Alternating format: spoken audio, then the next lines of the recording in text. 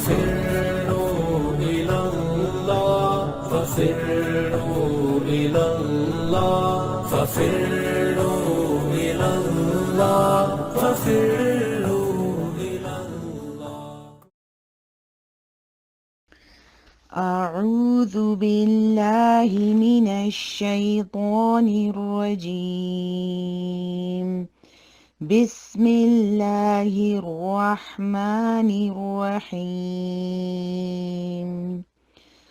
والذاريات ذروا فالحاملات وقرا فالجاريات يسرا فالمقسمات أمرا إنما توعدون لصادق وإن الدين لواقع والسماء ذات الحبك إنكم لفي قول مختلف يؤفك عنه من أفك قتل الخراصون الذين هم في غمرة ساهون يسألون أيان يوم الدين يوم هم على النار يفتنون.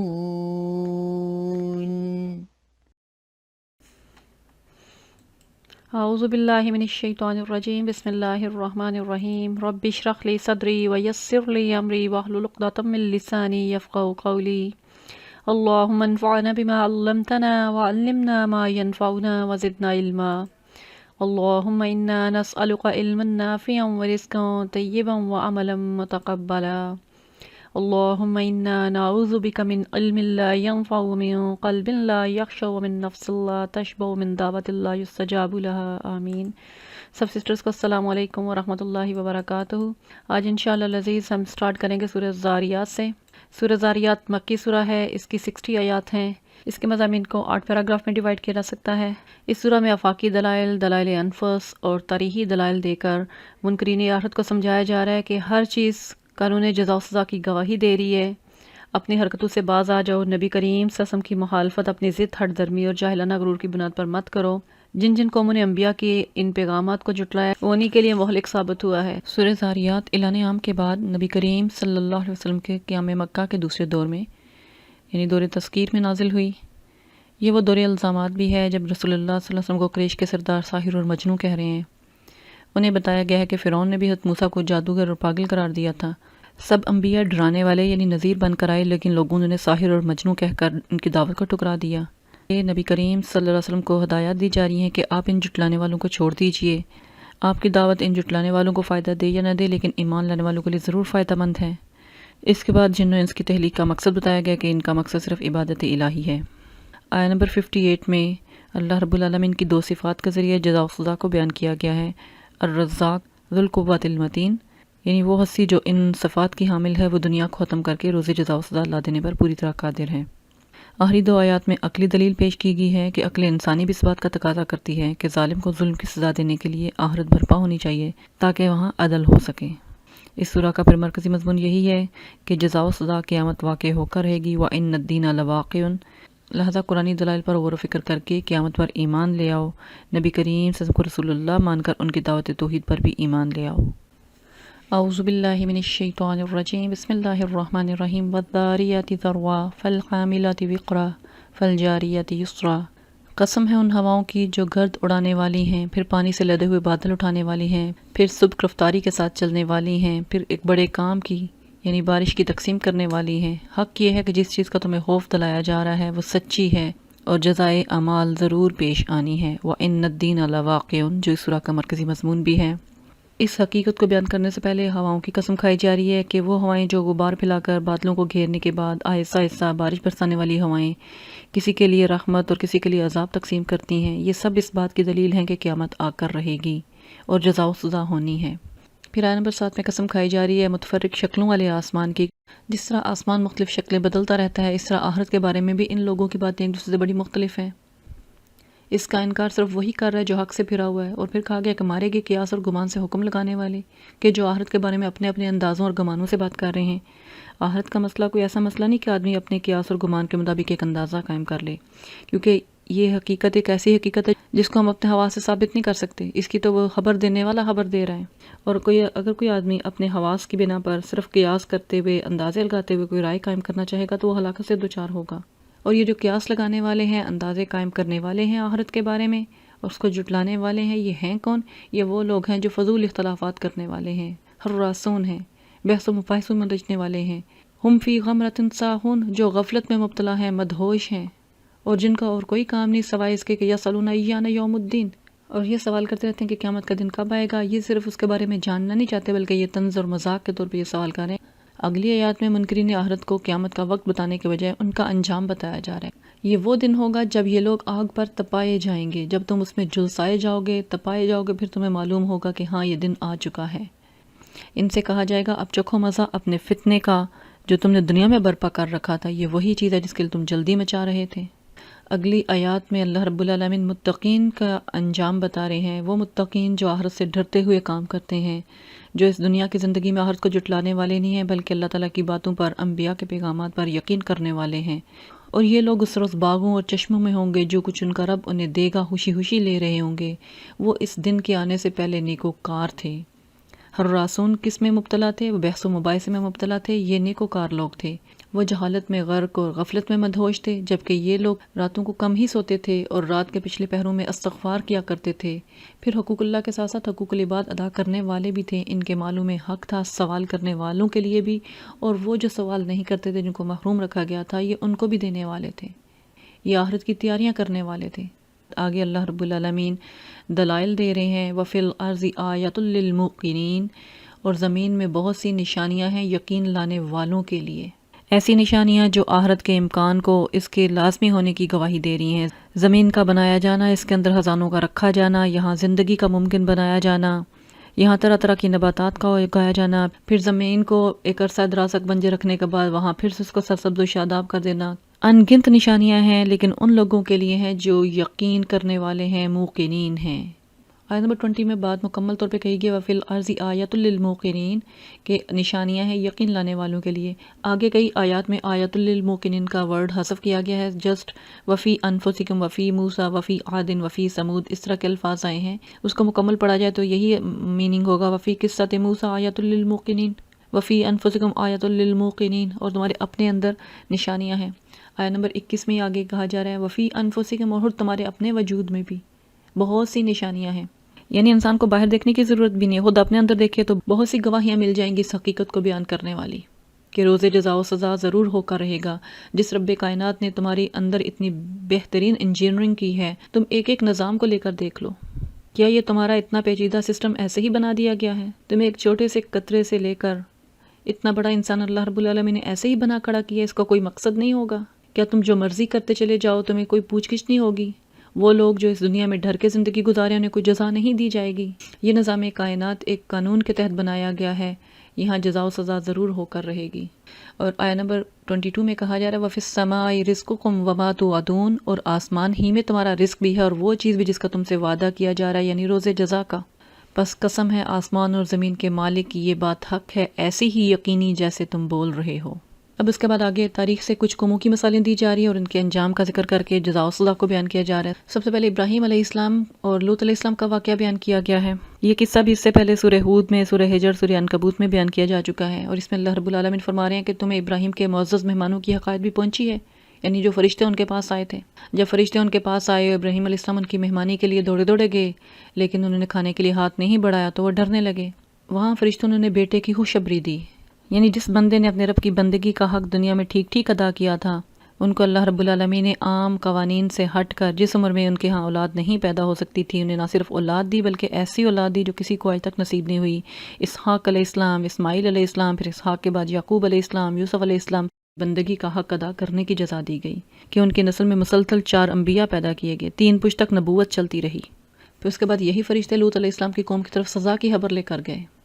لوط علیہ السلام کا واقعہ بھی تفصیلاً سورہ ہود میں آ چکا ہے، اور یہاں یہ بیان کیا جا رہا ہے کہ انہوں نے کہا کہ ہم ایک مجرم قوم کی طرف بھیجے گئے ہیں تاکہ اس پر پکی ہوئی مٹی کے پتھر برسا دیں جو آپ کے رب کے ہاں حد سے گزر جانے والوں کے لیے نشان زدہ ہیں۔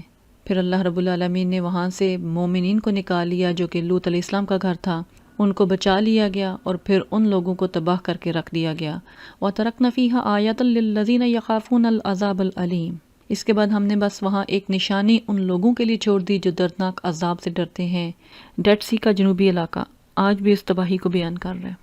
اس کے بعد آگے کہا جا رہا ہے وفی موسیٰ، اور موسیٰ علیہ السلام کے واقعے میں بھی نشانیاں ہیں یقین لانے والوں کے لیے۔ جب فرعون کے پاس موسیٰ علیہ السلام سری نشانیوں کے ساتھ بھیجے گئے تو وہ اپنے تکبر کی بنا پر اکڑ گیا اور کہنے لگا کہ تو جادوگر ہے یا مجنوں، اور مان کے نہ دیا۔ آخر کر اللہ نے اسے اور اس کے لشکروں کو پکڑا اور سمندر میں پھینک دیا، ایسا کہ وہ ملامت زدہ ہو کر رہ گیا۔ اس میں بھی نشانیاں ہیں کہ ان کے لیے یقین کرنے والوں کے لیے اللہ تعالیٰ مومنین کو جزا دیتا ہے تو وہاں منکرین کو سزا بھی دیتا ہے۔ وفی عاد، اور قوم عاد میں بھی نشانیاں ہیں، جبکہ ہم نے ان پر ایک ایسی بے خیر ہوا بھیج دی جس چیز پر سے بھی وہ گزرگی سے بوسیدہ کر کے رکھ دیا۔ یعنی ایسی ہوا تھی جو نہ خوشگوار تھی، نہ بارش لانے والی، نہ درختوں کو پھل دینے والی، اس میں کوئی فائدہ نہیں تھا، اور یہ صرف بے خیر اور خشکی نہ تھی بلکہ شدید آندھی کی شکل میں تھی جس نے لوگوں کو اٹھا اٹھا کر پٹخ دیا۔ یہ مسلسل 8 دن 7 راتوں تک چلتی رہی جس نے اس پورے علاقے کو تہس نہس کر کے رکھ دیا تھا۔ اگلی سورہ میں آ رہا ہے کہ ایسے جیسے وہ کھجور کے بوسیدہ تنے۔ آگے کہا جا رہا ہے وفی سمود، اور سمود کی قوم میں بھی نشانیاں ہیں۔ جب ان سے کہا گیا کہ خاص وقت تک مزے کر لو، مگر اس تنبیہ پر بھی انہیں اپنے رب کے حکم سے سرتابی کی، عذاب کی وعید دیے جانے پر بھی نہ پلٹے، استغفار نہ کیا، اور آخر کار ان کے دیکھتے ہی دیکھتے ایک اچانک ٹوٹ پڑنے والے عذاب نے ان کو آ لیا۔ پھر نہ ان میں اٹھنے کی سکت تھی، نہ وہ اپنا بچاؤ کر سکتے تھے۔ قوم سمود پر بھیجے جانے والے عذاب کو کہیں رجفہ کہا گیا ہے، دہلا دینے والی آفت، صیحہ دھماکے اور کڑکے کا نام بھی دی گیا، طاغیہ کا بھی کہا گیا ہے، یہاں اس کو صاعقہ کہا گیا ہے۔ کہا جاتا ہے کہ ایسے زلزلے کی صورت میں آیا تھا جس میں خوفناک آواز بھی تھی اور سب کے سب اپنی جگہوں پر ختم ہو کر رہ گئے۔ وقوم نوح من قبل، اور اس سے پہلے نوح علیہ السلام کی قوم، اس کو بھی اللہ نے ہلاک کیا کیونکہ وہ فاسق لوگ تھے جن کو اتنا عرصہ دراز تک نوح علیہ السلام نصیحت کرتے رہے، تلقین کرتے رہے، لیکن ان لوگوں نے نصیحت نہیں حاصل کی۔ اللہ رب العالمین نے ان کو اس دنیا میں بھی سزا دی اور آخرت میں ان سب قوموں کے لیے بدترین انجام تیار ہے۔ آگے پھر کائنات میں موجود نشانیوں کی طرف ذکر کر کے دلائل دیے جا رہے ہیں کہ اور آسمان جس کو اللہ رب العالمین نے بنایا ہے، جس پر وہ پوری قدرت رکھتا ہے، ہر آن جس کو وسعت دیے چلے جا رہا ہے، زمین جس کو اس نے بچھا دی اور بڑا اچھا ہموار کیا، تم دن رات اس پر چلتے ہو، دیکھتے ہو، کائنات کی ہر چیز پہ تم غور و فکر کرو تو وہ زوج کی جوڑے کی شکل میں بنائی گئی ہے۔ بہت سی ایسی چیزیں جو تمہارے علم میں بھی نہیں ہیں اور اس دنیا کی زندگی کا بھی جوڑ ہے جو کہ آخرت ہے۔ لعلکم تذکرون، شاید کہ تم اس سے سبق لو۔ ان ساری قوموں کا تذکرہ کرنے کے بعد نبی کریم صلی اللہ علیہ وسلم کی زبان سے کہلوایا جا رہا ہے، ان کو کہا جا رہا ہے کہ انہیں تنبیہ کی جائے فَفِرُّوا إِلَى اللَّهِ إِنِّي لَكُم مِّنْهُ نَذِيرٌ مُّبِينٌ، بس دوڑو اللہ کی طرف، میں تمہارے لیے اس کی طرف سے صاف صاف خبردار کر دینے والا ہوں۔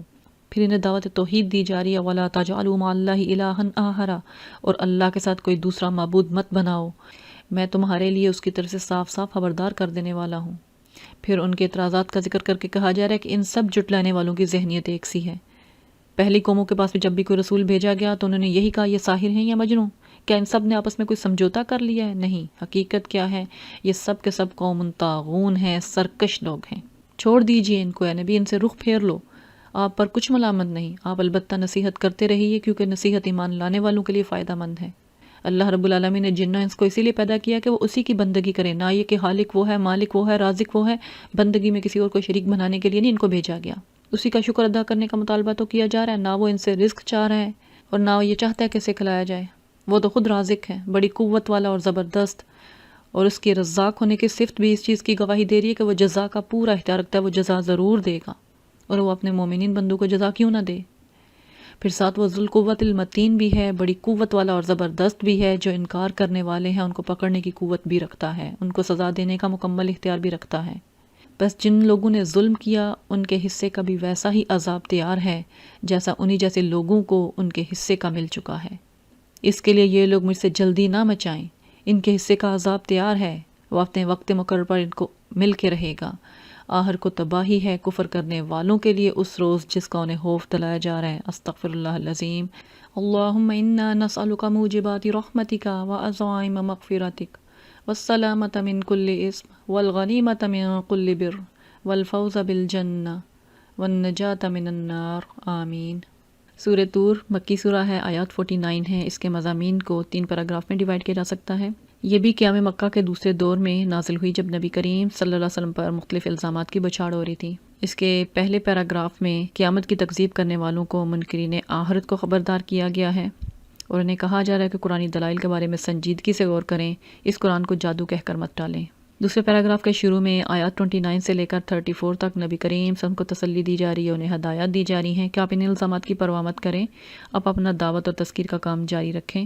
اس کے بعد آیت نمبر 35 سے لے کر 43 تک مشرکین مکہ کو مختلف سوالات کے ذریعے توحید پر غور و فکر کرنے کی دعوت دی جا رہی ہے۔ آیات 44 سے 47 تک قیامت کو جھٹلانے والے مشرکین کو سخت تنبیہ کی گئی ہے اور ان دگدے عذاب کی دھمکی دی جا رہی ہے۔ آخری آیات میں نبی کریم صلی اللہ علیہ وسلم کو ہدایت کی جا رہی ہے کہ صبر کے ساتھ اپنی دعوت کے کام کو جاری رکھیں، صبح و شام رب کی حمد و تسبیح کرتے رہیں، اللہ سب کچھ دیکھ رہا ہے، وہ آپ کو بیار و مددگار نہیں چھوڑے گا۔ پچھلی سورہ میں ان الدین لواقع کہہ کر قیامت کے امکان کو ثابت کیا گیا، جبکہ یہاں ان عذاب ربک لواقع کہا جا رہا ہے۔ اعوذ باللہ من الشیطان الرجیم، بسم اللہ الرحمن الرحیم، والطور وکتاب مسطور فی رق منشور والبیت المعمور۔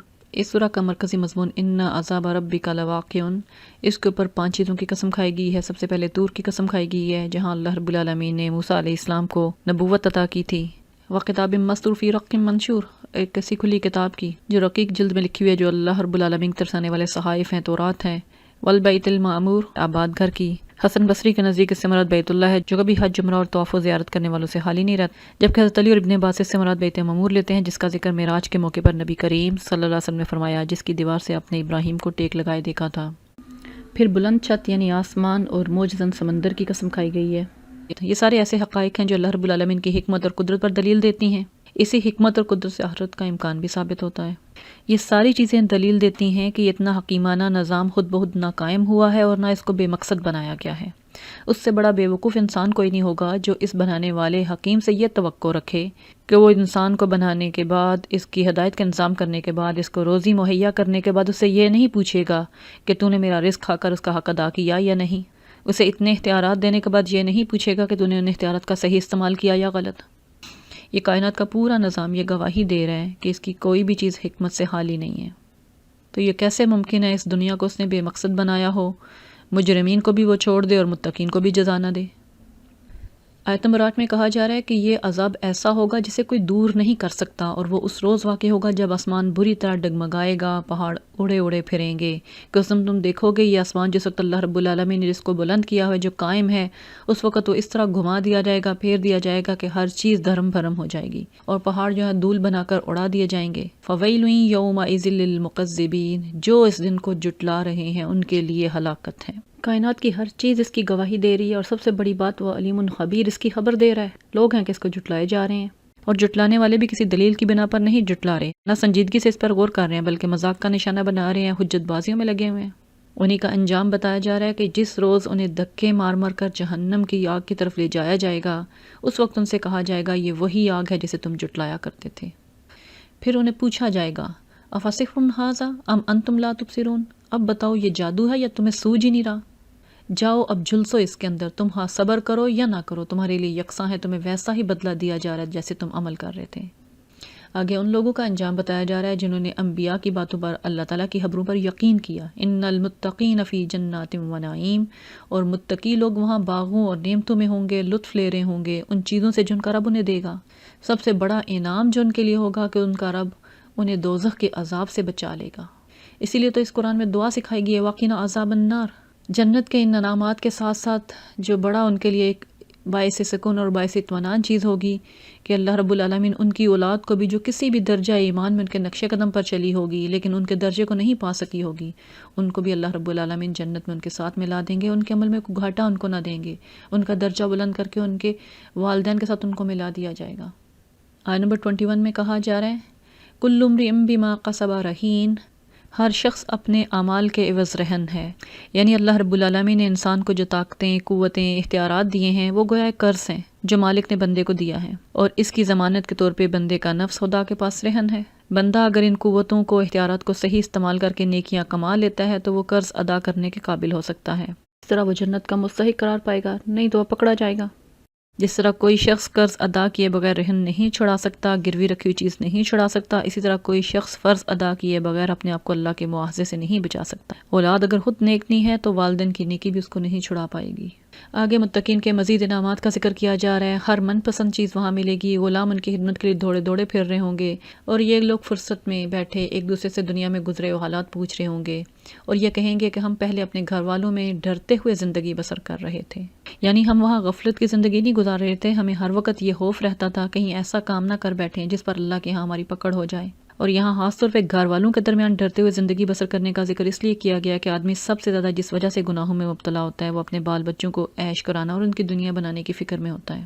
اور پھر وہ اللہ رب العالمین کا شکر ادا کریں گے کہ آخرکار اللہ نے ہم پر فضل فرما دیا، ہمیں جھلسا دینے والی ہوا کے عذاب سے بچا لیا، ہم پچھلی زندگی میں بھی اسی سے دعائیں مانگتے تھے، وہ واقعی بڑا ہی محسن اور رحیم ہے۔ پھر نبی کریم سے ہم کو نصیحت کی جا رہی ہے، فذکر فما انت بنعمت ربک بکاہن ولا مجنون۔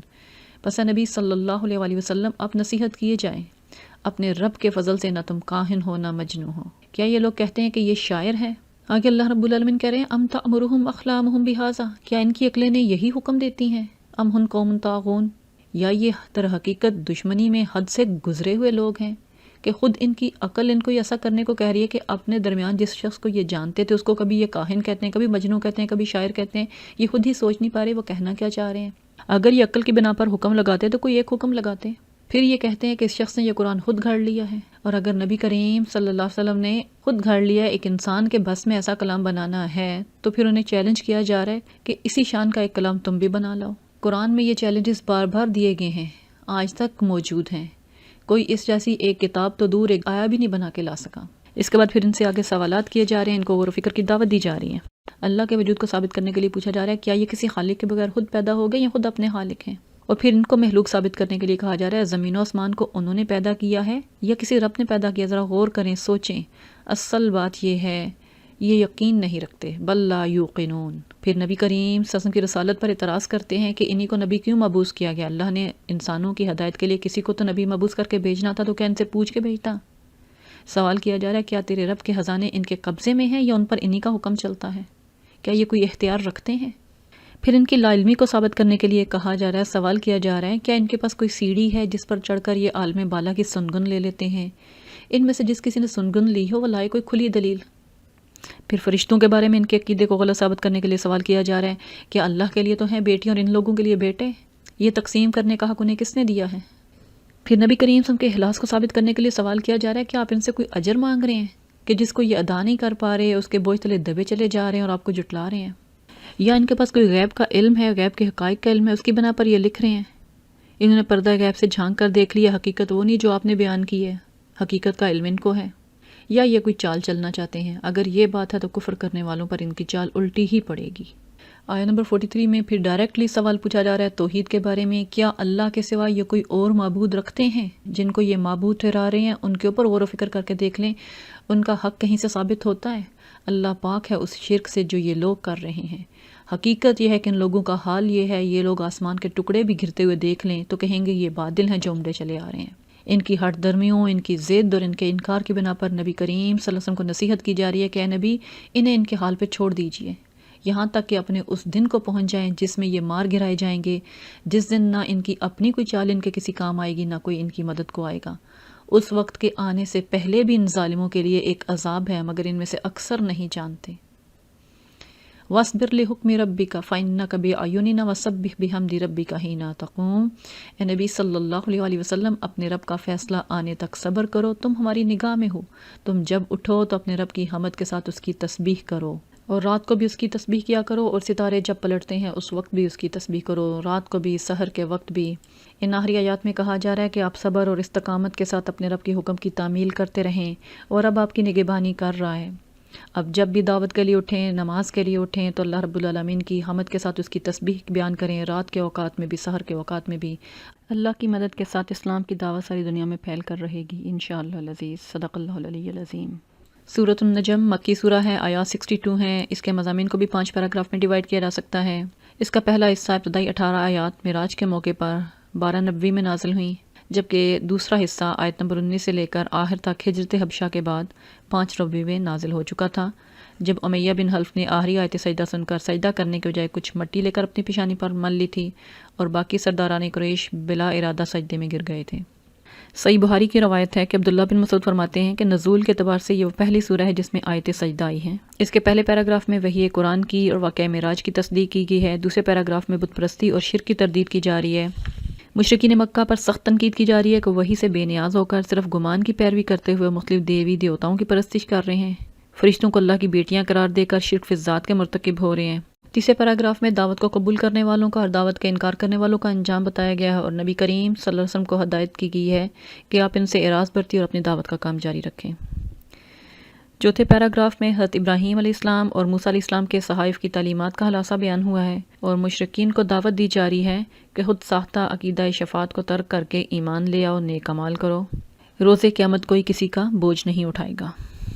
آخری پیراگراف میں انہیں تنبیہ کی جا رہی ہے کہ اللہ کے کلام کے ساتھ سامدون بن کر منفی رویہ مت اختیار کرو، فاسجدوا للہ واعبدوا کہہ کر انہیں اللہ کی بندگی کی دعوت دی گئی ہے جو کہ آیت سجدہ بھی ہے۔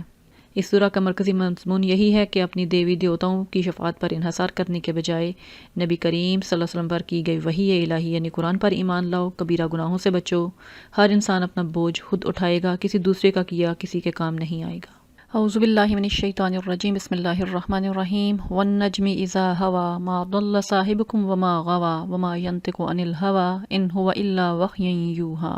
قسم ہے تارے کی جب کہ وہ غروب ہوا، تمہارا رفیق نہ بھٹکا ہے نہ بہکا ہے، وہ اپنی خواہش نفس سے نہیں بولتا، یہ تو ایک وحی ہے جس پر نازل کی جاتی ہے، اسے ایک زبردست قوت والے نے تعلیم دی ہے جو بڑا صاحب حکمت ہے۔ وہ سامنے آ کھڑا ہوا جب وہ بالائی افق پر تھا، پھر قریب آیا اور معلق ہو گیا۔ یہاں ان آیات میں نبی کریم صلی اللہ علیہ وسلم کی رسالت کی، آپ کو وحی قرآن دیے جانے کی تصدیق کی جا رہی ہے، اور یہاں جس کا ذکر کیا جا رہا ہے کہ زبردست قوت والے نے مراد جبرائیل امین ہیں، اور سامنے آ کھڑا ہوا یعنی آپ نے انہیں دو بدو سامنے اپنی کھلی آنکھوں سے دیکھا۔ اسی بنا پر تارے کی وہ قسم کھائی جا رہی ہے، دن میں آپ نے ان کو دیکھا، اس میں کوئی ایسی بات نہیں کہ آپ کو وہ گمان ہو یا آپ نے خواب میں دیکھا ہو۔ یہاں جبرائیل امین سے نبی کریم کی اس ملاقات کا ذکر کیا جا رہا ہے جب انہوں نے آپ کو وحی پہنچائی، اور اس میں جو کہا گیا کہ صاحبکم، تمہارے ساتھی، تمہارے صاحب، تمہارے قریب رہنے والے، تم ان کی ذات کے بارے میں خوب جانتے ہو کہ جانے پہچانے آدمی ہیں، وہ بہکے ہوئے اور بھٹکے ہوئے نہیں ہیں۔ اب تم کن باتوں کی وجہ سے اس پر الزام دھر رہے ہو؟ نہ تو وہ باتیں اس سے اپنے دل سے گھڑی ہیں، نہ اس کی کوئی اپنی خواہش نفس ہے، جو کچھ وہ تمہیں بیان کرتا ہے اللہ کی طرف سے وہی ہے جو تمہارے تک پہنچانے کا وہ کام کر رہا ہے، تم خود اسے صادق اور امین کے لقب سے جانتے ہو۔ پھر اس کے بعد سیکنڈ ٹائم دیکھنے کا ذکر کیا جا رہا ہے جب نبی کریم صلی اللہ علیہ وسلم نے سدرۃ المنتہا معراج کے موقع پر ان کو دیکھا، ایک مرتبہ پھر اس نے سدرۃ المنتہا کے پاس اس کو اترتے دیکھا جہاں پاس ہی جنت الماوا ہے، جنت الماوا جس کو کہ ابدی قیام گاہیں کہا گیا ہے۔ اس وقت سدرہ پر چھا رہا تھا جو کچ کے چھا رہا تھا، نگاہ نہ چندیائی نہ حد سے متجاوز ہوئی، کہ اس وقت بھی نبی کریم صلی اللہ علیہ وسلم نے جن کو دیکھا تھا جبرائیل امین کو کھلی آنکھوں سے دیکھا تھا، اور بالکل آنکھیں نہیں چندیائی، کھلی آنکھوں سے، صاف آنکھوں سے دیکھا تھا۔ اور ساتھ ہی آگے کہا جا رہا ہے لقد رأى من آیات ربہ الکبریٰ، وہاں نبی کریم صلی اللہ علیہ وسلم نے اس موقع پر اپنے رب کی بڑی بڑی نشانیاں دیکھیں۔ معراج کے موقع پر جو آپ نے مشاہدات کیے جنت کے، جہنم کے، وہ سب آپ نے روایات میں بیان کیے ہیں۔ یہ آیات ہیں جو کہ واقعہ معراج کے بعد نازل ہوئیں، پہلی 18 آیات ہیں۔ اس کے بعد اگلی سورہ نجم کی آیات ہیں، یہ ہجرت حبشہ کے بعد نازل ہوا، مکی زندگی کے دوسرے دور میں۔ اگلی آیت میں اللہ رب العالمین ان کی بت پرستی اور شرک کی تردید کر رہے ہیں، کہہ رہے ہیں کہ ذرا اپنے لات عزیٰ اور منات کی حقیقت پر کچھ اور کرو، یہ تو چند نام ہے جو تمہارے باپ دادا نے رکھ لی ہیں، پھر جو تم فرشتوں کو خدا کی بیٹیاں قرار دیتے ہو، ان کو شفیع بناتے ہو، ان کی بھی کوئی دلیل تمہارے پاس نہیں ہے۔ حقیقت یہ ہے کہ یہ صرف اپنے وہم و گمان کی، اپنی خواہشات کی پیروی کر رہے ہیں، ان کے پاس نہ کوئی سند ہے، نہ کوئی دلیل ہے، نہ انہیں کوئی حقیقی علم ہے، اور گمان حق کی جگہ کچھ بھی کام نہیں کر سکتا۔ نبی کریم صلی اللہ علیہ وسلم سے کہا جا رہا ہے کہ پس اے نبی صلی اللہ علیہ وسلم، جو شخص ہمارے ذکر سے منہ پھیرتا ہے اور دنیا کی زندگی کے سوا جسے کچھ مطلوب نہیں، اسے اس کے حال پہ چھوڑ دو۔ یہ اسی میں مگن رہنا چاہتے ہیں ہدایت آ جانے کے بعد بھی، تو انہیں چھوڑ دیجئے۔ ان لوگوں کا مبلغ علم بس یہی کچھ ہے، ان کی پہنچ یہی کچھ ہے، اس سے آگے یہ سوچ ہی نہیں سکتے۔ یہ بات تیرا رب ہی زیادہ بہتر جانتا ہے کہ کون اس کے راستے سے بھٹک گیا، کون سیدھے راستے پر ہے۔ زمین و آسمان کی ہر چیز کا مالک وہی ہے، اس کے اختیار میں ہے برائی کرنے والوں کو ان کے عمل کا بدلہ دے اور نیکوکاروں کو ان کی اچھی جزا دے۔ اور جو اہل جنت ہیں جن کو اللہ رب العالمین اچھی جزا سے نوازیں گے، ان کی خوبی کیا ہے؟ الذین یجتنبون کبائر الاسم والفواحش الا اللمم، کہ وہ کبیرہ گناہوں سے کھلے کھلے کبھی افعال سے پرہیز کرتے ہیں، بڑے بڑے گناہوں سے بچنے کی کوشش کرتے ہیں، الا یہ کہ کوئی قصور سرزد ہو جائے، الا اللمم، یہاں اس کی وضاحت تفسیر میں لکھا گیا کہ جو انجانے میں گناہ ہو جائیں، جو صغیرہ گناہ ہیں، جو انہوں نے ہر درمی اور ضد کی بنا پر نہیں کیے، جن کے ہوتے ساتھ ہی ان کو شرمندگی اور ندامت ہوتی ہے، وہ پلٹ کے توبہ و استغفار کرتے ہیں۔ اسی لیے اللہ رب العالمین آگے ساتھ ہی کہہ رہے ہیں ان ربک واسع المغفرہ، بلا شبہ تیرے رب کا دامن مغفرت بہت وسیع ہے۔ وہ تمہیں اس وقت سے جانتا ہے جب اس نے تمہیں زمین میں پیدا کیا، جب تم ابھی ماؤں کے پیٹوں میں تھے۔ اور انسان کو تنبیہ کی جا رہی ہے فلا تزکوا انفسکم، تم اپنے نفس کی پاکی کے دعوے مت کرو، اللہ ہی بہتر جانتا ہے کون زیادہ متقی ہے۔ آیہ نمبر 33 میں کہا جا رہا ہے کہ کیا دیکھا تم نے اس شخص کو جو رائے خدا سے پھر گیا اور تھوڑا سا دیکھ کر رک گیا ہے۔ اس آیت کے بارے میں آتا ہے کہ یہ ولید بن مغیرہ کے بارے میں نازل ہوئی، اس کا دل کچھ اسلام کی طرف مائل ہو چکا تھا، اس کے ایک دوست کو پتہ چلا کہ یہ اسلام قبول کرنے کی طرف مائل ہو رہا ہے، تو اس نے اسے کہا کہ تم مجھے کچھ مال و دولت دو، میں تمہیں جہنم میں جانے سے بچا لوں گا، تمہارے گناہ اپنے سر لے لوں گا، اسلام قبول مت کرو۔ اور ولید بن مغیرہ اس طرح اسلام سے پھر گیا، اس نے دوست کو کچھ دینا دلانا جو بھی طے کر لیا، اور پھر دوست کو بھی پورا نہ دیا، کچھ دے دلا کر اس سے بھی رک گیا کہ مال کی محبت اتنی تھی کہ وہ جو اس سے وعدہ کیا تھا اس کو وہ بھی اس نے پورا نہ دیا، لیکن اسلام قبول کرنے کی طرف پھر مائل نہ ہوا۔ اس کے بعد اگلی آیات میں حضرت ابراہیم علیہ السلام اور موسیٰ علیہ السلام کے صحف میں جو تعلیمات بیان ہوئی ہیں، اللہ رب العالمین ان تعلیمات کو مختصراً بیان کر رہے ہیں کہ حقیقت یہ ہے کہ اللہ رب العالمین نے یہ تعلیمات اپنی ساری کتابوں میں بیان کی ہیں، اور ابراہیم کی تعریف کن الفاظ میں کی جا رہی ہے؟ جس نے وفا کا حق ادا کر دیا، تبھی تو انہیں خلیل اللہ کا لقب ملا تھا۔ اب تعلیمات کیا بیان کی گئی ہیں ان کتابوں میں؟ کوئی نفس کسی دوسرے کا بوجھ نہیں اٹھائے گا، کوئی انسان کتنا ہی کیوں نہ کہے کہ تمہارے آخرت کے گناہ میں اٹھا لوں گا، کوئی کسی کا بوجھ نہیں اٹھا سکتا، وہاں خود اپنے گناہوں کے بوجھ ان کے اوپر لادے ہوئے ہوں گے، کوئی کسی دوسرے کا بوجھ ہلکا نہیں کر پائے گا۔ ہاں جن کو گمراہ کیا ہوگا ان کی گمراہی کا وبال بھی اس کے اوپر آئے گا۔ اس کے بعد آگے جو کتابوں میں آتا ہے کہ یہ کہ انسان کے لیے کچھ نہیں ہے مگر وہ جس کی اس نے سعی کی، یعنی جو جس کے لیے کوشش کرے گا اس کو پا لے گا، اچھے اعمال اس نے کیے ہیں تو اچھا انجام پائے گا، دوسروں کی کوششیں مجھے کچھ فائدہ نہیں دیں گی، اور یہ کہ اس کی کوشش عنقریب دیکھی جائے گی، اسے پوری جزا دی جائے گی، اور یہ کہ آخر کر پہنچنا تیرے رب ہی کے پاس ہے، یہ کہ اسی نے ہنسایا اسی نے رولایا، اسی رب کے قبضہ قدرت میں ہیں ساری نعمتیں بھی، ساری آزمائشیں بھی، وہ دے کے بھی آزماتا ہے، وہ لے کے بھی آزماتا ہے۔ اگلی تعلیم ہے اسی نے موت دی، اسی نے زندگی بخشی، سب کو یہی حقیقت ذہن نشین کروائی گئی ہے۔ اسی نے نر اور مادہ کا جوڑا پیدا کیا، اس بوند سے جب وہ ٹپکائی جاتی ہے انسان کی زندگی کے آغاز کا ذکر کیا گیا، اور پھر دوسری زندگی بخشنا بھی اسی کے ذمے ہے۔ اسی نے غنی کیا، اسی نے جائیداد بخشی، اس کی ضروریات بھی پوری کرتا ہے، وہی اس کو قناعت بھی عطا کرتا ہے۔ جس ستارے کو تم پوجتے ہو اس کا رب بھی وہی ہے، اور یہ ہے کہ اسی نے عاد اولا کو ہلاک کیا، سمود کو ایسا مٹایا ان میں سے کسی کو باقی نہ چھوڑا، ان سے پہلے قوم نوح کو تباہ کیا کیونکہ وہ تھے ہی سخت ظالم اور سرکش لوگ، اور اوندھی گھرنے والی بستیوں کو اٹھا پھینکا یعنی قوم لوط، پھر چھا دیا ان پر وہ کچھ جو تم جانتے ہی ہو کہ کیا چھا دیا، عذاب۔ بس ہے انسان اپنے رب کی کن کن نعمتوں میں تو شک کرے گا۔ یہ وہ تعلیمات تھیں جو اللہ رب العالمین نے ابراہیم علیہ السلام کے صحیفے میں بھی بھیجی تھیں، موسیٰ علیہ السلام کو بھی انہی کی نصیحت کی گئی تھی، بنی اسرائیل بھی ان سب تعلیمات کو جانتے ہیں، ہر نبی کو اللہ رب العالمین نے یہ تعلیمات دے کر بھیجی ہیں۔ یہ وہ بنیادی اصول ہیں جو انسان کے عقائد کی اصلاح کر دیتے ہیں۔ ان میں اگر انسان شکوک و شبہات کا شکار ہوتا ہے تو کہیں وہ اپنے آپ کو آخر سے بالکل ہی بے نیاز سمجھ بیٹھتا ہے، یا پھر وہ شفیع تلاش کرتا رہتا ہے، جھوٹے سہارے تلاش کرتا رہتا ہے۔ اس لیے پھر اللہ رب العالمین آگے فرما رہے ہیں یہ ایک تنبیہ ہے پہلے آئی ہوئی تنبیہات میں سے کہ آنے والی گھڑی قریب آن لگی ہے، اللہ کے سوا اس کو کوئی ہٹانے والا نہیں ہے، تمہیں خبردار کیا جا رہا ہے وہ وقت قریب آن پہنچا ہے۔ جب تمہیں یہ باتیں سنائی جا رہی ہیں کہ جن پر تمہیں فکر کرنی چاہیے، رونا چاہیے، اپنی اصلاح کرنی چاہیے، لیکن تمہارا رویہ کیا ہے؟ تم ان باتوں پر اظہار تعجب کرتے ہو، ہنستے ہو، روتے نہیں ہو، گا بجا کر انہیں ٹالتے ہو، وانتم سامدون، انہیں ہنسی مذاق میں اڑا رہے ہو۔ پھر ان کو آخر میں دعوت دی جا رہی ہے فاسجدوا للہ واعبدوا، جھک جاؤ اللہ کے آگے اور بندگی بجا لاؤ۔ اسی کے بارے میں روایت میں آتا ہے کہ جب نبی کریم صلی اللہ علیہ وسلم نے یہ آیات ان کے سامنے پڑھی تو اس وقت وہ بلا ارادہ ہی سب سجدے میں گر گئے۔ جب بعد میں ان کی قوم نے ان سرداروں کو تنبیہ کی کہ ہمیں تو تم ڈراتے اور دمکاتے اور خود ان پر ایمان لے آئے ہو، پھر وہ بہانے تلاش کرنے لگے، نہیں اس میں تو ہم نے اپنے دیوی دیوتاؤں کے نام سنے تھے، لات عزیٰ اور منات کا نام سنا تھا، اس لیے ہم سجدے میں گر گئے، ہم نے تو انہیں سجدہ کیا ہے۔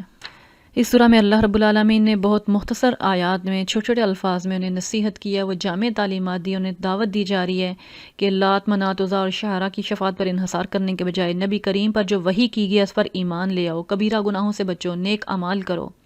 ہر انسان اپنا بوجھ خود اٹھائے گا، دوسروں کی محنتیں، دوسروں کے اعمال نہیں، صرف اپنی کوششیں ہی مفید ثابت ہوں گی۔ اللہ رب العالمین ہمیں اس دن کی تیاری کرنے کی توفیق عطا فرما دے، آمین ثم آمین۔ سورۃ القمر مکی سورہ ہے، آیات 55 ہیں۔ اس کے مضامین کو 7 پیراگراف میں ڈیوائیڈ کیا جا سکتا ہے۔ اس کی پہلی آیت میں شق القمر کا ذکر ہے، جو کہ ہجرت سے 5 سال پہلے مینا کے مقام پر یہ واقعہ پیش آیا تھا۔ اس سورہ میں 2 آیات بار بار دہرائی گئی ہیں، یعنی آیت ترجیح 2 آیات ہیں۔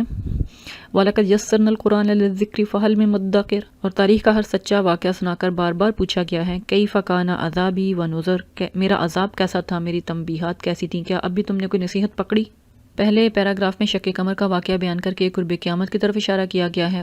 مشرکین مکہ کو تنبیہ کی جا رہی ہے، جو کہ ہر نشانی اور دلیل دیکھنے کے باوجود اپنی ضد پر ڈٹے ہوئے ہیں۔ دوسرے پیراگراف میں قوم نوح کی داستان تکذیب کا ذکر ہے۔ اللہ رب العالمین نے پانی میں غرق کر کے ہلاک کر دیا۔ پھر قوم عاد کا تذکرہ ہے، جن کو آندھی سے ہلاک کیا گیا۔ قوم سمود کا تذکرہ ہے، جن کو زوردار دھماکے کی آواز سے ہلاک کیا گیا، زلزلے سے ہلاک کیا گیا۔ قوم لوط کا تذکرہ ہے، جن کو پتھر برسانے والی ہوا کے ذریعے ہلاک کر دیا گیا۔ پھر آل فرعون کا ذکر ہے، جس کو اللہ رب العالمین نے غرق کر دیا تھا۔ ان سب قوموں کے تذکرے کے بعد قریش کو سمجھایا گیا کہ ماضی کی ہلاک شدہ قوموں کے مقابلے میں تمہارے رویے کوئی مختلف ہیں، تم بھی رسول اللہ صلی اللہ علیہ وسلم کی تکذیب کر رہے ہو، ان کو مسلسل جھٹلا رہے ہو۔ ایسے مجرمین کو آخرت میں بھی عذاب ہوگا، دنیا میں بھی عذاب الہی سے دوچار کیا جا سکتا ہے۔ ہلاکت کے لیے اللہ کا قانون ہر زمانے میں ایک جیسا ہی ہے۔ آخر میں متقین کے لیے اخروی انعامات کا ذکر کر کے انہیں تسلی دی گئی ہے کہ ملیک مقتدر کے نزدیک انہیں سچائی کا مقام حاصل ہوگا۔ اس سورہ میں مشرکین مکہ کو دعوت دی جا رہی ہے کہ قرآن کو مسلسل جھٹلانے کے بجائے اس کی تصدیق کرو اور ایمان لے آؤ۔ بسم اللہ الرحمن الرحیم۔ اقتربت الساعۃ وانشق القمر، قیامت کی گھڑی قریب آ گئی اور چاند پھٹ گیا۔ مگر ان لوگوں کا حال یہ ہے کہ ہاں کوئی نشانی دیکھ لیں یہ منہ موڑ جاتے ہیں، کہتے ہیں یہ تو چلتا ہوا جادو ہے۔ انہوں نے اس کو بھی جھٹلا دیا، اپنی خواہشات نفس ہی کی پیروی کی۔ ہر معاملے کو آخر کار ایک انجام کو پہنچ کر ہی رہنا ہے۔ یعنی چاند کا پھٹ جانا اس بات کی علامت ہے کہ قیامت کی گھڑی جس کی تمہیں آنے کی خبر دی جا رہی تھی وہ اب قریب آ چکی ہے، اور حقیقت یہ ہے کہ چاند کا 2 ٹکڑے ہونا کھلی آنکھوں سے ان لوگوں نے دیکھا تھا۔ قرآن میں اس کا صریح الفاظ میں ذکر کیا گیا اور روایت سے ہمیں معلوم ہوتا ہے کہ تقریباً ہجرت سے 5 سال پہلے کا واقعہ ہے۔ 14ویں کا چاند تھا، یکا یک پھٹا اور ایک ٹکڑا سامنے کی پہاڑی کی ایک طرف دوسری طرف نظر آیا۔ یہ کیفیت بس لمحہ بھر ہی رہی، پھر دونوں ٹکڑے باہم جڑ گئے۔ اس وقت نبی کریم مینا میں تشریف فرما تھے۔ آپ نے لوگوں سے کہا کہ دیکھو اور گواہ رہو۔ اس وقت کفار نے کہا کہ انہوں نے ہم پر جادو کر دیا ہے، لیکن کچھ لوگوں نے جو کہا تھا کہ محمد صلی اللہ علیہ وسلم ہم پر جو سامنے موجود ہیں ان پر تو جادو کر سکتے ہیں، تمام لوگوں پر تو نہیں کر سکتے، باہر کے جو لوگ آئیں گے ان سے پوچھیں گے۔ پھر باہر کے لوگوں نے بھی آ کے یہ گواہی دی کہ وہ یہ منظر دیکھ چکے ہیں، لیکن یہ لوگ پھر بھی ایمان نہ لائے۔ انہوں نے اس کو بھی جھٹلا دیا، اپنی خواہشات نفس ہی کی پیروی کی۔ ہر نشانی کو، ہر تنبیہ کو یہ جھٹلانے والے ہیں۔ اسی لیے اللہ رب العالمین کہہ رہے ہیں کہ ان لوگوں کے سامنے پچھلی قوموں کے وہ حالات آ چکے ہیں جن میں سرکشی سے باز رکھنے کے لیے کافی سامان عبرت موجود ہے۔ انہیں بار بار تنبیہ کی جا رہی ہے پچھلی قوموں کے واقعہ سنا کے۔ عقل رکھنے والوں کے لیے، کھلی نگاہیں رکھنے والوں کے لیے اس میں کافی سامان عبرت موجود ہے، اور ایسی حکمت جو نصیحت کے مقصد کو پورا کرتی ہے، مگر وہ ساری تنبیہات ان پر کارگر نہیں ہوتی۔ اس لیے سورہ کے آغاز میں ہی کہا جا رہا ہے کہ پس نبی صلی اللہ علیہ وسلم ان سے رخ پھیر لو۔ جس روز پکارنے والا ایک سخت ناگوار چیز کی طرف پکارے گا تو یہ سب لوگ سہمی ہوئی نگاہوں کے ساتھ اپنی قبروں سے اس طرح نکلیں گے گویا وہ بکھری ہوئی ٹڈیاں ہیں، پکارنے والے کی طرف دوڑے جا رہے ہوں گے، اور وہی منکرین جو دنیا میں اس کا انکار کرتے تھے اس وقت کہیں گے یہ دن تو بڑا ہی کٹن دن ہے۔ اس روز نہ یہ جٹلا پائیں گے، نہ رک پائیں گے، چاروں نہ چار اس کی طرف دوڑے جا رہے ہوں گے، حاضر کر دیے جائیں گے۔ یہاں انہیں تنبیہ کی جا رہی ہے کہ اب واقعی تم ایمان لانے کے لیے اس دن ہی کے منتظر ہو جب اپنی آنکھوں سے دیکھ لو گے، تو پھر اس وقت ایمان لانا یا اس وقت پلٹانا کوئی فائدہ نہیں دے گا۔ اگلی آیت میں 5 قوموں کا تذکرہ کیا جا رہا ہے جنہوں نے اپنے اپنے انبیاء کو جھٹلایا، تکذیب کی۔ جب ہم ورڈ بولتے ہیں تکذیب یا کذبہ، جیسے بھی یہاں بھی کہا کذبوا، انہوں نے جھٹلایا اور اپنی خواہشات نفس کی پیروی کی، اور کذبت قبلہم کہ یہ ایک دفعہ جھٹلانا نہیں، مسلسل جھٹلانا، جھٹلائے چلے جانا۔ آیت نمبر 9 میں کہا جا رہا ہے ان سے پہلے نوح علیہ السلام کی قوم بھی ان کی تکذیب کر چکی ہے، انہیں جھٹلا چکی ہے، اور صرف یہی نہیں رکے بلکہ انہوں نے انہیں جھوٹا قرار دیا، دیوانہ کہا گیا، اور انہیں بری طرح جھڑکا گیا، ڈانٹ ڈپٹ کی گئی۔ آخر کار اس نے اپنے رب کو پکارا انی مغلوب فانتصر، کہ میں مغلوب ہو چکا، اب تو ہی مدد کر، تو ہی ان سے انتقام لے۔ پھر اس قوم کے ساتھ اللہ رب العالمین نے کیا کیا؟ آسمان سے بھی پانی برسایا، زمین کو بھی پھاڑ کر چشموں میں بدل دیا، اور ان کا مقدر جو ہو چکا تھا اس کو وہ دیکھ کر رہے، تباہ کر دیے گئے۔ نوح علیہ السلام کو اور ایمان لانے والوں کو اللہ نے بچا لیا۔ آیت نمبر 14 میں اللہ رب العالمین فرما رہے ہیں جزاء لمن کان کفر، یہ تھا بدلہ اس شخص کی خاطر جس کی ناقدری کی گئی تھی، اور نوح علیہ السلام کی کشتی کو ہم نے ایک نشانی بنا کر چھوڑ دیا، پھر ہے کوئی نصیحت قبول کرنے والا؟ فکیف کان عذابی و نذر، دیکھ لو کیسا تھا میرا عذاب، کیسی تھی میری تنبیہات۔ وہ قوم اپنی تکذیب کے نتیجے میں، نبی کو جھٹلانے کے نتیجے میں یہ عذاب دیکھ کر رہی۔ وَلَقَدْ يَسَّرْنَا الْقُرْآنَ لِلذِّكْرِ فَهَلْ مِن مُدَّكِرٍ، ہم نے اس قرآن کو نصیحت کرنے کے لیے آسان ذریعہ بنا دیا، پھر ہے کوئی نصیحت قبول کرنے والا؟ وہ قوم تو عذاب کو دیکھ کر رہی، تمہیں اس کا ذکر اس قرآن میں مل رہا ہے، تمہیں تنبیہ کی جا رہی ہے، اس سے پہلے کہ تم بھی اس انجام کو دیکھو نصیحت پکڑ لو، پلٹ آؤ۔ ہے کوئی نصیحت قبول کرنے والا؟ آیت نمبر 18 میں کہا جا رہا ہے کذبت عاد فکیف کان عذابی ونذر، عاد نے جھٹلایا تو دیکھ لو کیسا تھا میرا عذاب، کیسی تھی میری تنبیہات، کیسی تھی میری پکڑ۔ ان پر اللہ رب العالمین نے سخت طوفانی ہوا بھیج دی جو ان کو اٹھا اٹھا کر اس طرح پھینک رہی تھی جیسے وہ جڑ سے اکھڑے ہوئے کھجور کے تنے ہوں۔ کذبت سمود بالنذر، پھر سمود نے بھی تنبیہات کو جھٹلا دیا اور کہنے لگے کہ اس اکیلے آدمی کے پیچھے ہم چلیں، ہم اس کا اتباع کر لیں، اس کا مطلب تو یہ ہوگا کہ ہم بہکے گئے، ہماری عقل کام نہیں کرتی۔ کیا یہی ایک شخص رہ گا تھا جس پر اللہ کا کلام بھیجا گیا تھا؟ جس طرح کے مشرکین نے مکہ نبی کریم صلی اللہ علیہ وسلم کے بارے میں کہہ رہے ہیں، پیغمبر کو وہ جھٹلا رہے ہیں، جھوٹا کہہ رہے ہیں۔ ان کی تنبیہ کے لیے اللہ رب العالمین نے نشانی بھی بھیج دی، اونٹنی بھی بھیج دی، انہیں تنبیہ کی گئی کہ صبر سے کام لو، اس کو نقصان نہ پہنچانا۔ لیکن اس کے باوجود اس نشانی کے ساتھ انہوں نے کیا کیا؟ انہوں نے اسے مار ڈالا، اور اللہ رب العالمین کہہ رہے ہیں کہ ہم نے بس ان پر ایک دھماکہ چھوڑا، صیحۃ واحدہ، اور وہ کس طرح ہو کر رہ باڑے والے کی روندی ہوئی باڑ کی طرح، جس کو کہ جانوروں نے اپنے پاؤں تلے کچل کچل کے برادہ بنا دیا ہو۔ وَلَقَدْ يَسَّرْنَا الْقُرْآنَ لِلذِّكْرِ فَهَلْ مِن مُدَّكِرٍ، قرآن کو اللہ نے نصیحت کے لیے آسان ذریعہ بنا دیا ہے، کوئی نصیحت قبول کرنے والا؟ بار بار ان سے کہا جا رہا ہے، ان قوموں کے واقعات اس لیے بیان کیے جا رہے ہیں کہ تم اس انجام کو دیکھنے سے بچ جاؤ جن کو وہ دیکھ کر رہے۔ لوط کی قوم کا تذکرہ کیا جا رہا ہے، جب انہوں نے اللہ رب العالمین کی تنبیہات کو جھٹلایا، اللہ رب العالمین نے ان کے اوپر پتھراؤ کرنے والی ہوا بھیج دی۔ صرف ایمان والے، لوط کے گھر والے مومن اس سے بچ پائے جن کو اللہ نے وہاں سے نکال لیا۔ جو بھی شکر گزار بندہ ہو اللہ رب العالمین اس کو جزا دیتے ہیں، اس کو بچا لیتے ہیں۔ لوط نے اپنی قوم کو خبردار کیا تھا لیکن وہ اس پہ شک کرتے رہے، اس کو مذاق میں اڑاتے رہے۔ آگے قوم فرعون کا ذکر کیا جا رہا ہے، جب انہوں نے بھی اللہ رب العالمین کی آیات کو جھٹلایا تو اسے بھی اسی طرح پکڑ لیا گیا جس طرح کوئی زبردست قدرت والا پکڑتا ہے۔ پوری کی پوری قوم کو، پورے لشکر کو سب کی آنکھوں کے سامنے دیکھتے ہوئے اللہ نے غرق کر دیا۔ پھر ان کفار مکہ کے بارے میں کہا جا رہا ہے کہ کیا تمہارے کفار، تمہارے یہ جھٹلانے والے، انکار کرنے والے کچھ ان لوگوں سے بہتر ہیں؟ یا آسمانی کتابوں میں تمہارے لیے کوئی معافی لکھی ہوئی ہے؟ ان کا طرز عمل بھی انہی جیسا ہے، نہ کوئی معافی ان کو لکھ کے دی گئی ہے، یا ان لوگوں کا کہنا ہے کہ ہم ایک مضبوط جتھا ہے، اپنا بچاؤ کر لیں گے۔ تو اللہ رب العالمین فرما رہے ہیں عنقریب یہ جتھا بھی شکست کھا جائے گا، سب پیٹ پھیر کر بھاگتے نظر آئیں گے۔ ان سے نمٹنے کے لیے اصل وعدے کا وقت تو قیامت ہے، اور وہ بڑی آفت اور تلخ ساعت ہے۔ یہ مجرم در حقیقت غلط فہمی میں مبتلا ہیں، ان کی عقل ماری گئی ہے۔ جس روز یہ منہ کے بل آگ میں گھسیٹے جائیں گے، اس روز ان سے کہا جائے گا اب چکھو جہنم کے لپٹ کا مزہ۔ یہ انجام ہوگا مجرمین کا، یہ اس کو دیکھ کر رہیں گے اگر ابھی بھی یہ نہ پلٹے تو۔ آیت نمبر 49 میں کہا جا رہا ہے کہ ہم نے ہر چیز ایک تقدیر کے ساتھ پیدا کی ہے، اور ہمارا حکم بس ایک ہی حکم ہوتا ہے، پلک جھپکتے وہ عمل میں آ جاتا ہے۔ تم جیسے بہت سوں کو ہم ہلاک کر چکے ہیں۔ پھر ہے کوئی نصیحت قبول کرنے والا؟ ہر ایک فرد کی، ہر ایک قوم کی ایک مہلت عمل مقرر کر دی گئی ہے، جب وہ آن پہنچتی ہے تو بس اللہ کا حکم ہوتا ہے، پھر لمحہ بھر کی تاخیر نہیں ہوتی، انہیں صفحہ ہستی سے مٹا دیا جاتا ہے۔ اور پھر ان کو اپنے اعمال کے بارے میں ہے کہ اس کی کسی کو خبر نہیں ہوگی، تو اللہ رب العالمین فرما رہے ہیں جو کچھ انہوں نے کیا ہے سب دفتروں میں درج ہے، ہر چھوٹی بڑی بات لکھی ہوئی موجود ہے۔ متقین کو اللہ رب العالمین تسلی دے رہے ہیں، انہیں خوشخبری دے رہے ہیں ان المتقین فی جنات و نہر فی مقعد صدق عند ملیک مقتدر۔ نافرمانی سے پرہیز کرنے والے جو متقی لوگ ہیں یقیناً باغوں اور نہروں میں ہوں گے، سچی عزت کی جگہ، بڑے ذی اقتدار بادشاہ کے قریب۔ یا اللہ یا ارحم الراحمین ہمیں ان متقین میں سے بنا دینا، آمین ثم آمین۔ صدق اللہ العلی العظیم۔ سورۃ الرحمن مکی سورہ ہے، آیات 78 ہیں۔ اس کے مضامین کو 6 پیراگراف میں ڈیوائیڈ کیا جا سکتا ہے۔ یہ بھی اعلان عام کے بعد قیام مکہ کے دوسرے دور میں ہی نازل ہوئی۔ اس میں اللہ رب العالمین نے براہ راست انسانوں کے ساتھ جنات کو بھی مخاطب کیا ہے، اور فَبِأَيِّ آلَاءِ رَبِّكُمَا تُكَذِّبَانِ اس آیا کو 30 مرتبہ اس میں دہرایا گیا ہے، اور اس کے ذریعے جنات اور انسانوں کو بار بار دعوت دی جا رہی ہے کہ اللہ کی نشانیوں کو نظر انداز مت کرو، انہیں جھٹلاؤ مت، شکر گزار بن جاؤ۔ پہلے پیراگراف میں اللہ رب العالمین کے رحمان ہونے کا، اس کی قدرت کا اور اس کے رب ہونے کے دلائل ہیں۔ دوسرے پیراگراف میں اللہ رب العالمین کی قدرت کا بیان ہے کہ انسانوں اور جنات کو چیلنج کیا گیا ہے کہ وہ زمین و آسمان کی حدود سے نکلنے کی کوشش کر دیکھیں، وہ اپنی بے بسی اور اللہ کی قدرت کے اعتراف پر مجبور ہو جائیں گے۔ تیسرے پیراگراف میں قیامت کے احوال کا ذکر ہے کہ جب آسمان پھٹ کر سرخ ہو جائے گا، انسانوں اور جنات سے ان کے گناہ پوچھنے کی ضرورت نہیں ہوگی۔ چوتھے پیراگراف میں مجرمین کا انجام بیان کیا گیا ہے، قیامت کے دلائل دیے گئے ہیں۔ پانچویں پیراگراف میں نیکوکار محسنین لوگوں کا انجام اور ان کی جزا بیان کی گئی ہے، اور آخری پیراگراف میں اللہ رب العالمین نے محسنین کے لیے جنت کی اضافی نعمتوں کا تذکرہ کیا ہے۔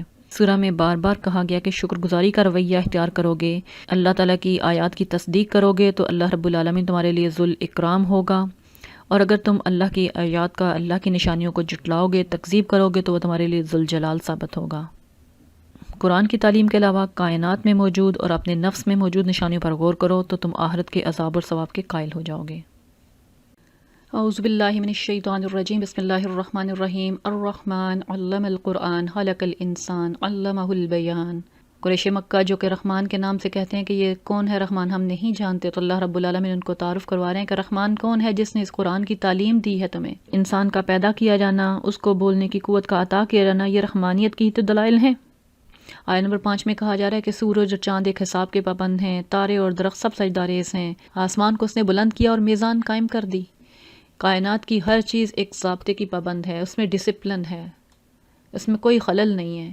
ان ساری مخلوقات میں سے انسان کو اگر اختیار دیا گیا تو اسے تعلیم بھی دی جا رہی ہے، اسے یہ اللہ رب العالمین نے ہدایت بھی دے کر بھیجی ہے تاکہ وہ اس میزان میں خلل نہ ڈالے۔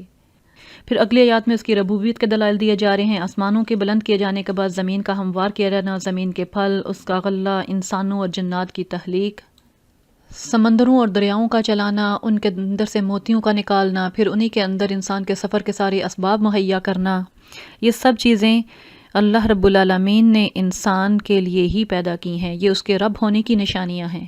پھر آخر میں انسانوں اور جنات پر دونوں پر یہ حقیقت واضح کی جا رہی ہے، کل من علیہا فان ویبقی وجہ ربک ذو الجلال والاکرام، ہر چیز جو اس زمین پر ہے وہ فنا ہو جانے والی ہے، صرف تیرے رب کی جلیل و کریم ذات ہی باقی رہنے والی ہے۔ ہر چیز کا اللہ رب العالمین نے ایک وقت مقرر کر رکھا ہے، اسی طرح تم دونوں کا بھی ایک وقت مقرر کر رکھا ہے۔ اس مہلت عمل کے دوران تم ان نعمتوں کو استعمال کرو، رب کا شکر بجا لاؤ۔ ذوالجلال والاکرام کے بیان کے ساتھ ہی آگے اللہ رب العالمین بیان کر رہے ہیں کہ جزا و سزا کا اختیار اور قدرت اسی رب کے پاس ہے۔ زمین و آسمان میں جو کچھ بھی ہے سب اسی سے اپنی حاجتیں مانگ رہے ہیں، ہر آن وہ نئی شان میں ہے۔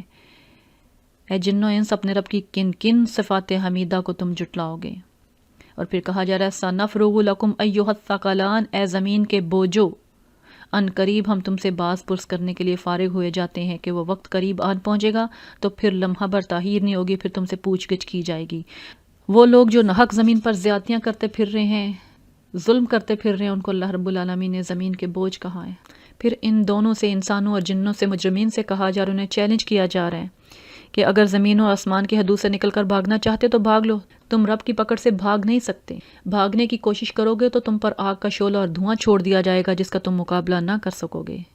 پھر آگے قیامت کی ایک تصویر دکھائی جا رہی ہے، اس کا منظر دکھایا جا رہا ہے کہ جب آسمان پھٹے گا تو لال چمڑے کی طرح سرخ ہو جائے گا۔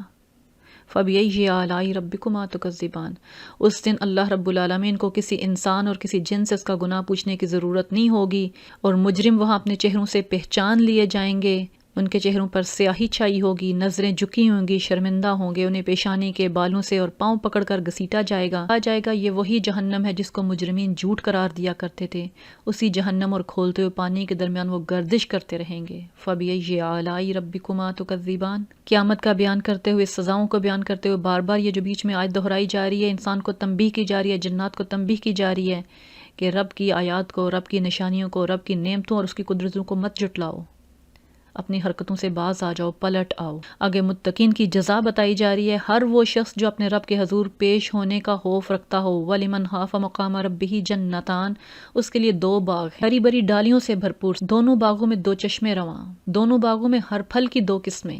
جنتی لوگ ایسے فرشوں پر تکیے لگا کر بیٹھیں گے جن کے استر دبیز ریشم کے ہوں گے، اور باغوں کی ڈالیاں پھلوں سے جھکی پڑ رہی ہوں گی، ان کے درمیان شرمیلی نگاہوں والیاں ہوں گی، جنہیں ان جنتیوں سے پہلے کسی انسان یا جن نے نہ چھوا ہوگا، وہ خاص طور پہ انہی کے لیے بنائی گئی ہوں گی، ایسی خوبصورت جیسے ہیرے اور موتی۔ فَبِأَيِّ آلَاءِ رَبِّكُمَا تُكَذِّبَانِ، ہر نعمت کے بعد اللہ رب العالمین نے اس آیا کو ریپیٹ کیا ہے، فَبِأَيِّ آلَاءِ رَبِّكُمَا تُكَذِّبَانِ۔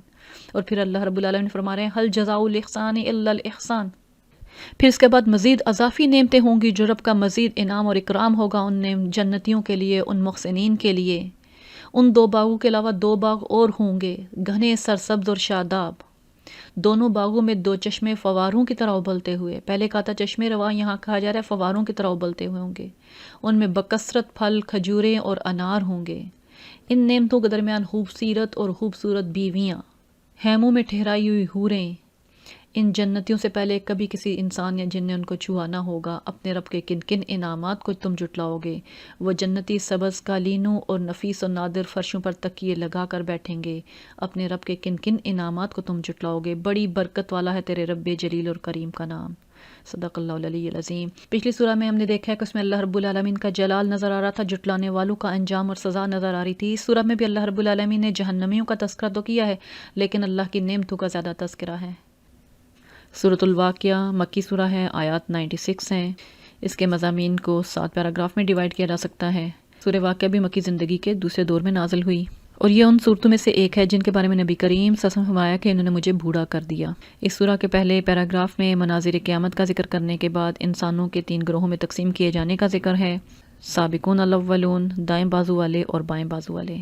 پھر اگلے 3 پیراگراف میں انہی 3 گروہوں کا انجام ڈسکس کیا گیا ہے۔ سابقون الاولون اور اصحاب الیمین کے لیے جو جزا اللہ رب العالمین نے تیار کر رکھی ہے اس کا بیان ہے، اصحاب شمال کے جرائم اور ان کی سزا کا بیان ہے۔ 5ویں پیراگراف میں 4 سوالوں کے ذریعے امکان آخرت پر دلیل دی گئی ہے، انسان کو غور و فکر کی دعوت دی جا رہی ہے کہ توحید اور آخرت کا اقرار کر لو۔ 6 پیراگراف میں قرآن کا تفصیلی تعارف ہے کہ یہ بلند مرتبہ کلام ہے، پاک فرشتوں کے علاوہ اس کو کوئی نہیں چھو سکتا، اور تنبیہ کی جا رہی ہے کہ اس کو جھٹلانے والا رویہ چھوڑ دو۔ آخری آیات میں موت کے وقت انسان کی بے بسی کی تصویر کھینچی گئی ہے، اور بتایا گیا کہ موت کے وقت اور موت کے بعد اصحاب الیمین، اصحاب الشمال اور سابقون کا استقبال کن الفاظ سے ہوگا۔ اور آخر میں نبی کریم صلی اللہ علیہ وسلم کو پھر ہدایت دی جا رہی ہے، فسبح بسم ربک العظیم۔ اعوذ باللہ من الشیطان الرجیم، بسم اللہ الرحمن الرحیم۔ اذا وقعت الواقعۃ لیس لوقعتها کاذبہ خافضۃ رافعہ، جب وہ ہونے والا واقعہ پیش آ جائے گا تو کوئی اس کے وقوع کو جھٹلانے والا نہ ہوگا، وہ تہ و بالا کر دینے والی آفت ہوگی۔ زمین اس وقت یکبارگی ہلا ڈالی جائے گی، اور پہاڑ اس طرح ریزہ ریزہ کر دیے جائیں گے کہ پراگندہ غبار ہو کر رہ جائیں گے، دھول بن کے رہ جائیں گے۔ قیامت کا منظر بتایا جا رہا ہے، جب سب لوگ اپنی آنکھوں سے اس کو دیکھ لیں گے تو کوئی اس کو جھٹلا نہیں پائے گا۔ یہاں قیامت کو نام ہی کس کا دیا جا رہا ہے؟ واقعہ، جو کہ پیش ہونے والا ہے۔ اس کے بعد اللہ رب العالمین ذکر کر رہے ہیں کہ انسان اپنے اعمال کے مطابق 3 گروہوں میں بٹ جائیں گے۔ دائیں بازو والے تو ان کے خوش قسمتی کا کیا ہی کہنا، جن کو اللہ رب العالمین کے انعامات کی توقع ہوگی، اور بائیں بازو والے ان کی بدبختی بدنصیبی کا کیا ٹھکانہ، انہیں اندازہ ہو جائے گا کہ اب وہ برے انجام کو دیکھنے والے ہیں جس کو وہ جھٹلا چکے ہیں۔ اور ان میں سے ایک گروہ وہ ہوگا جو سابقون السابقون ہیں، جو سبقت لے جانے والے تھے، اولئک المقربون، وہی تو مقرب لوگ ہیں، جو نیک عمل کرنے کے لیے کسی کی طرف دیکھتے نہیں رہے، جو منتظر نہیں رہے، جو رب کا پیغام آتے ساتھ ہی لبیک کہنے والے تھے۔ ثلۃ من الاولین وقلیل من الاخرین، اس کی تفسیر میں مفسرین نے مختلف آراء بیان کی ہیں۔ ہر جو بھی آراء ہیں، ہمارے لیے اتنا ہے کہ ہر دور میں ہوں گے ضرور، تو ہم یہاں یہ رک کے دعا کر سکتے ہیں کہ یا ربی یا ارحم الراحمین، ہمیں سابقون الاولون میں شامل کر لے، ہمیں مقربین میں شامل کر لے، ہمیں سبقت لے جانے والا بنا دے، ہر نیکی میں پہل کرنے والا بنا دے، اپنی طرف دوڑنے والا بنا دے، آمین ثم آمین۔ اور ان کے انعامات کیا بیان کیے جا رہے ہیں؟ علی سرر موضونۃ متقین علیہا متقابلین، سجے ہوئے تخت ہوں گے جن پر یہ تکیے لگائے آمنے سامنے بیٹھے ہوں گے، ان کی مجلسوں میں غلام دوڑے دوڑے پھر رہے ہوں گے جو ان کو پیالے بھر بھر کے پیش کر رہے ہوں گے، ایسے لذیذ شراب پیش کر رہے ہوں گے جس سے نہ سر چکرائے گا نہ عقل میں فطور آئے گا۔ ان کے سامنے طرح طرح کے لذیذ پھل پیش کریں گے جسے چاہیں چن لیں، پرندوں کے گوشت پیش کریں گے جو کہ انتہائی لذیذ ہوتا ہے اور جس پرندے کا چاہیں استعمال کر لیں، اور ان کے لیے کیا ہوں گی؟ خوبصورت آنکھوں والی حوریں ہوں گی، ایسی حسین جیسے چھپا کر رکھے ہوئے موتی۔ آیت نمبر 14 میں کہا جا رہا ہے یہ سب کچھ ان اعمال کی جزا کے طور پر انہیں ملے گا جو وہ دنیا میں کرتے رہے تھے۔ وہاں وہ کوئی بےہودہ کلام یا گناہ کی بات نہ سنیں گے، جو بات بھی ہوگی ٹھیک ٹھیک ہوگی۔ یہ وہ لوگ ہوں گے جب دنیا میں سبقت لے جانے کی کوشش کر رہے ہوں گے، جب سب سے پہلے ایمان لائے ہوں گے، اس راہ میں انہوں نے بہت سی بےہودہ باتیں سنی ہوں گی، بہت سی تکلیف دہ باتیں سنی ہوں گی۔ وہاں خاص طور پہ جنت کے نعمت میں ایک تذکرہ کیا جا رہا ہے، وہاں وہ کوئی بےہودہ کلام یا گناہ کی بات نہیں سنیں گے۔ اگلے پیراگراف میں اصحاب الیمین کے انعامات کا ذکر کیا جا رہا ہے کہ ان کے لیے اللہ رب العالمین نے بہترین انعامات تیار کر رکھے ہیں۔ بے ہار بھیریوں یعنی انتہائی لذیذ بھیریاں ہوں گی، تہ بتہ چڑھے ہوئے کیلے، دور تک پھیلی ہوئی چھاؤں، ہر دم رواں پانی، کبھی ختم نہ ہونے والے بے روک ٹوک ملنے والے بکثرت پھل، اور اونچی نشست گاہیں۔ یہاں ایک چیز ضرور ذہن میں رہے کہ اللہ رب العالمین جن پھلوں کا نام لے رہے ہوتے ہیں ہمیں کیونکہ انہی کی پہچان ہے، ورنہ جنت کی نعمتوں کے بارے میں بیان کیا گیا ہے کہ نہ کسی آنکھ نے دیکھا ہے، نہ کسی کان نے سنا ہے، نہ کسی دل میں ان کا خیال آیا ہے۔ اور پھر ان دائیں بازوں والوں کے لیے کہا جا رہا ہے کہ ان کی بیویوں کو ہم خاص طور پر نئے سرے سے ان کے لیے دوبارہ باقرہ بنا دیں گے، اور اپنے شوہروں کی عاشق عمر میں ہم عمر ہوں گے۔ وہاں اللہ رب العالمین سب کو جوانی کی عمر عطا کریں گے جو 30s کی عمر ہوگی۔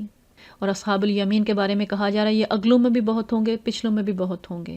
پھر بائیں بازو والوں کی مجرمین کی سزا بیان کی جا رہی ہے کہ ان کی بدنصیبی کا کیا پوچھنا، وہ تو لو کی لپٹ میں ہوں گے، کھولتے ہوئے پانی اور کالے دھوئیں کے سائے میں ہوں گے جو نہ ٹھنڈا ہوگا نہ آرام دے۔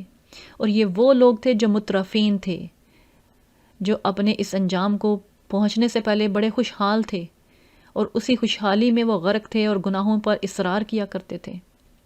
وَقَانُوا يَصِرُّونَ عَلَى الْحِنْثِ الْعَظِيمِ، اور گناہ عظیم پر اصرار کیا کرتے تھے اور اعتراض کیا کرتے تھے، جب ہم مر کر خاک ہو جائیں گے، ہڈیوں کا پنجر رہ جائیں گے، پھر اٹھا کھڑے کیے جائیں گے، کیا ہمارے باپ دادا بھی اٹھائے جائیں گے جو پہلے گزر چکے ہیں؟ یعنی آخرت کے بارے میں شکوک و شبہات کا شکار تھے۔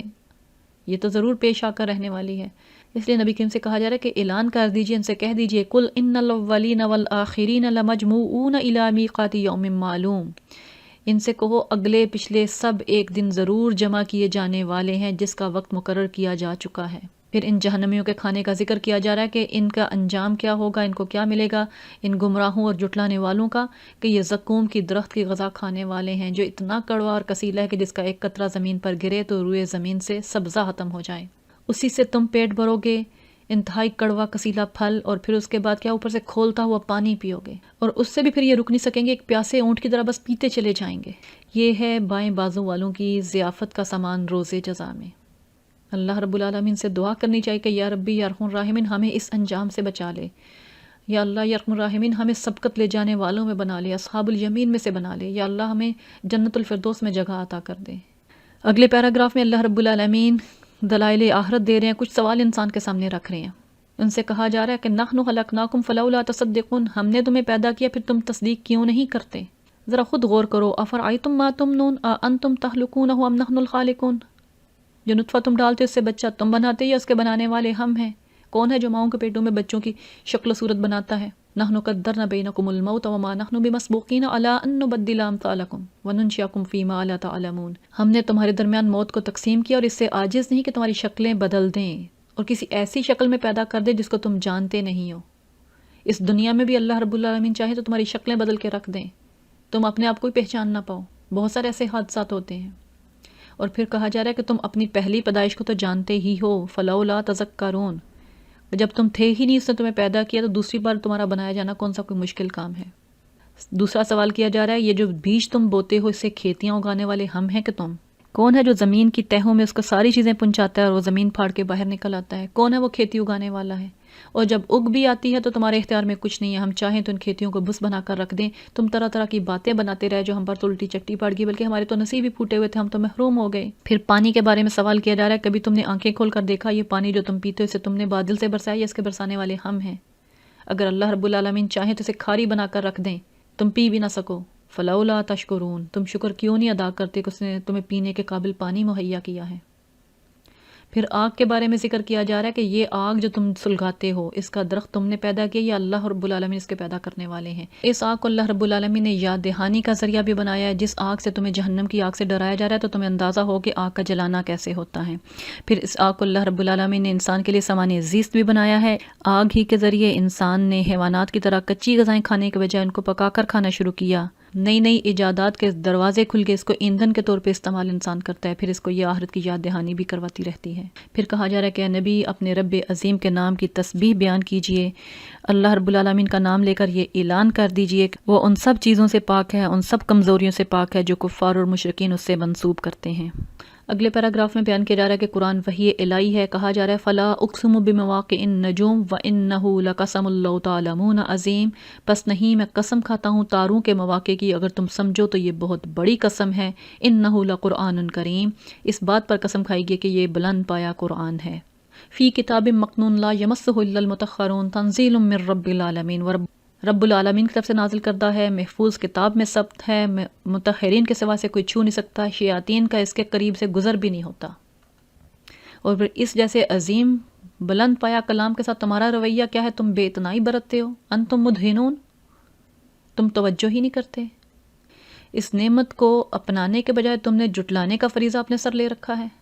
آگے انسان کی بے بسی کا ذکر کیا جا رہا ہے. اب جب تم کسی کے محکوم نہیں ہو، کسی کے حکم کے پابند نہیں اور اپنے خیال اور دعوے میں سچے ہو، تو جب مرنے والے کی جان حلق تک پہنچ چکی ہوتی ہے، تم آنکھوں سے دیکھ رہے ہوتے ہو وہ مر رہا ہوتا ہے، تو اس وقت اس کی نکلتی جان واپس کیوں نہیں لے آتے؟ کیا تمہارا اتنا اختیار ہے؟ تم جانتے ہو کہ تم کچھ نہیں کر سکتے. اس وقت تمہاری نسبت ہم اس کے زیادہ قریب ہوتے ہیں مگر تمہیں نظر نہیں آتے. اب اس مرنے والے کے بارے میں جو دنیا سے رخصت ہو رہا ہے اس کا ذکر کیا جا رہا ہے. جس طرح پہلے 3 گروہوں کا ذکر کیا گیا تھا کہ اگر وہ مقربین میں سے ہوگا تو اس کے لیے آگے راحت، عمدہ رزق اور نعمت بھری جنتیں ہیں، اور اگر وہ صحاب یمین میں سے ہوگا تو اس کا استقبال یوں ہوگا کہ سلام ہے تجھ پر، تو اصحاب الیمین میں سے ہے، اچھا استقبال ہوگا. لیکن اگر وہ جھٹلانے والے گمراہ لوگوں میں سے ہوا تو اس کی مہمانی تواضع کے لیے کیا ہوگا؟ کھولتا ہوا پانی اور جہنم میں جھونکا جانا. وہ قیامت تو اپنے وقت پہ قائم ہوگی سو ہوگی، لیکن اس کا آغاز آنکھیں موندنے کے ساتھ ہی، موت کے ساتھ ہی شروع ہو جائے گا. انسان اپنے انجام کو دیکھ لے گا.